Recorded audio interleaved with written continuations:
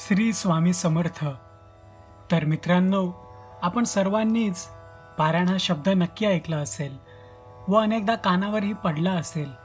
खास करून दत्त जयंती, अक्कलकोट श्री स्वामी समर्थ महाराज प्रकट दिन, शेगाव गजानन महाराज प्रकट दिन यावेळी पारायण हमखास केले जाते. काय असते हे पारायण? पारायण का करावे? पारायण केल्याने काय मिळते? आणि विशिष्ट संत चरित्राचेच पारायण का करावे? या सर्व प्रश्नांची उत्तरे आज आपल्याला या व्हिडिओमध्ये मिळणार आहेत. श्री स्वामी समर्थ. तर मित्रांनो, पारायण म्हणजे काय? पारायण म्हणजे एखादा धार्मिक किंवा प्रासादिक ग्रंथ ठराविक मुदतीत निष्काम भावनेने, विशिष्ट पद्धतीने आणि श्रद्धायुक्त अंतकरणाने वाचणे म्हणजेच पारायण होय.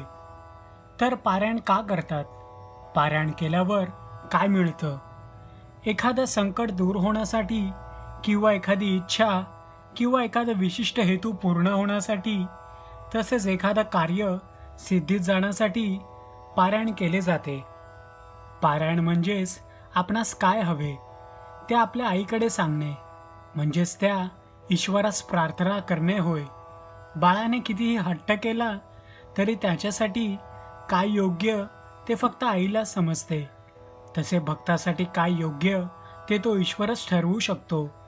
आपण केवळ ते संकल्प रूपाने त्या ईश्वरासमोर मांडायचे, पण तेही नियमात राहून. कासवाप्रमाणे सर्व अहंकार, गर्व या सर्वांचा त्याग करून फक्त ईश्वराकडे वळणे म्हणजेच पारायण. मग जेव्हा लहान मूल पोळी लाटतं तेव्हा आईसुद्धा कौतुकाने तो नकाशाही सुंदरच म्हणते व त्या मुलास शाबासकी देते. तसा ईश्वरही आपली दखल घेतच असतो. म्हणून पारायण हे करायलाच हवे. पारायणाचे प्रकार किती आणि पारायण किती दिवस करावे? तर मित्रांनो, स्वामीचरित्र सारामृत या ग्रंथात 21 अध्याय आहेत.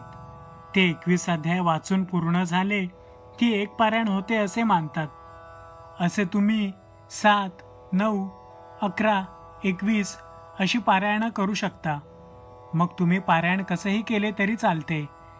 1 ते 21 अध्याय एका बैठकीत पूर्ण करू शकता. म्हणजेच एक पारायण एका दिवसातही पूर्ण करता येते. किंवा रोज एक अध्याय याप्रमाणे 21 दिवसात 21 अध्याय वाचून एक पारायण करता येऊ शकते. किंवा रोज 7 अध्याय याप्रमाणे 3 दिवसातही एक पारायण पूर्ण करता येते. त्याचप्रमाणे मित्रांनो, पारायण हे सप्ताह पद्धतीनेही करता येते. त्यासाठी रोज 3 अध्याय याप्रमाणे 7 दिवसात 21 अध्याय करावेत. म्हणजेच एक पारायण एका आठवड्यात पूर्ण करता येते. थोडक्यात सांगायचं झालं म्हणजे 21 अध्याय वाचून पूर्ण झाले की एक पारायण झाले असे मानावे. पारायण कधी आणि कसे करावे? सर्वप्रथम अक्कलकोटीय तत्व असलेली, शब्द न गाळलेली श्री स्वामी समर्थ चरित्र सारामृत पोथी विकत घ्यावी. नंतर ती पोथी देवघरात ठेवून अगरबत्ती, हळद, कुंकू वाहून तिची पूजा करून घ्यावी आणि स्वामींना गोड नैवेद्य दाखवावा. मित्रांनो, पारायण करण्यासाठी कोणताही खास असा दिवस नाही. कोणत्याही दिवसापासून सुरुवात केली तरी चालते. मग तो दिवस कोणताही असू द्या. मग त्या दिवशी अमावस्या किंवा पौर्णिमा असली तरीही चालेल. कारण श्री स्वामी समर्थ महाराजांनी आपला स्वतःचा कोणता दिवस आहे हे कधीच सांगितलेलं नाही. त्यामुळे कोणत्याही दिवसापासून पारायण सुरू केले तरी चालते. पारायण करताना ते नेहमी सकाळी किंवा संध्याकाळीच करावे. पारायण दुपारी कधीच करू नये. शक्यतो पारायण पहाटे ब्रह्ममुहूर्तावर केले तर ते उत्तमच. पारायण सुरू करण्यापूर्वी अंघोळ करून सोवळे किंवा धूतवस्त्र नेसावे. नेहमीसारखी घरातील देवांची पूजा करून घ्यावी. मग पोथीची पूजा करावी. त्यानंतर एखाद्या आसनावर बसावे. रांगोळी काढून त्यावर चौरंग किंवा पाठ मांडावा. त्यावर शुभ्र वस्त्र घालून वाचावयाची पोथी व स्वामींचा फोटो असल्यास तोही मांडावा. पारायणाला सुरुवात करण्यापूर्वी मन प्रसन्न करून आपण ज्या कामासाठी पारायणास बसणार आहोत ते कारण स्वामींना सांगून आपण एकूण किती पारायण करणार आहोत हे भक्तिपूर्वक अंतःकरणातून स्वामींना सांगावे आणि हे कार्य भगवान श्री स्वामी समर्थांनी कृपा करून पूर्ण करून घ्यावे अशी प्रार्थना स्वामींकडे करावी आणि पोथी वाचण्यास सुरुवात करावी.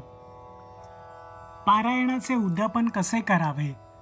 पारायण पूर्ण वाचून झाल्यावर म्हणजे 7व्या दिवशी पोथीस नववस्त्र व हार घालून त्याची गंध अक्षता वाहून पूजा करून घ्यावी.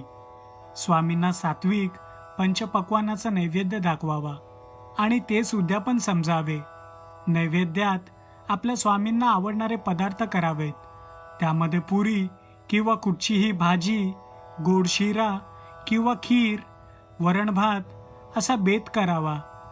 इष्टदेवतांना नैवेद्य दाखवून झाल्यावर आणखी एका नैवेद्याचे ताट गायीसाठी द्यावे व गणपती, दत्तात्रयांची तसेच स्वामींची आरती करून घ्यावी.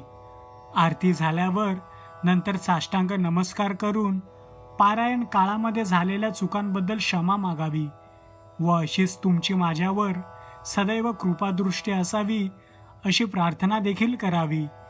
पारायण पूर्ण झाल्यावर श्री स्वामी समर्थ या मंत्राचा जाप करावा. पोथी वाचनाच्या काळात मांसाहार अजिबात करू नये. शुचिभूर्तता पाळावी. सोवळे पाळावे.